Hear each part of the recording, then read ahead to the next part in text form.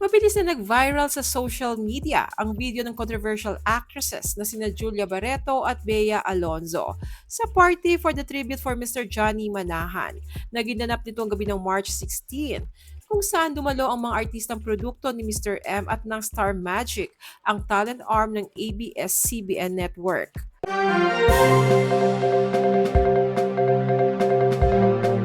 Sa nasabing video ay na-witness ng mga nakapanood ang masayang batian, yakapan at pagkatapos ay halakha ni na Bea at Julia habang nag-uusap.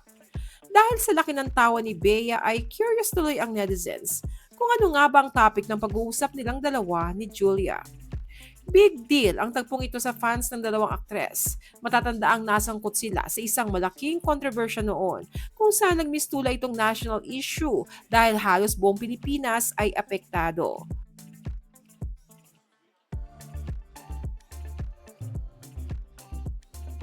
Kung inyong matatandaan, naghiwalay sina Bea at nooy boyfriend niyang si Gerald Anderson noong 2019. Si Julia ang inaakusahang third party sa pagkasira ng relasyon ng dalawa. Dahil ayon kay Bea, wala naman silang formal breakup ni Gerald. He just started not talking to her, anang aktres. Honestly, to my understanding, we did not break up. We just started not talking to her. Kaya nang pinaglalike ni Bea ang kumalat na pictures ni na Julia at Gerald habang magkasama na papunta sa parking lot matapos umattend ng party ni Raver Cruz, ay kinuyog ng Bea fans si Julia dahil inahas daw nito si Gerald Anderson. Doon lumaki ang issue at maraming tao ang nadamay.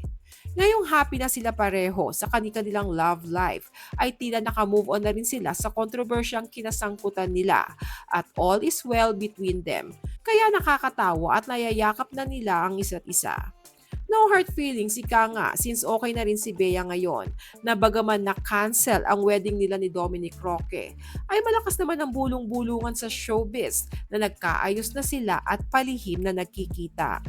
Habang si Gerald naman ay obviously very happy, contented, and at peace sa low-key and very private relationship nila ni Julia Barreto.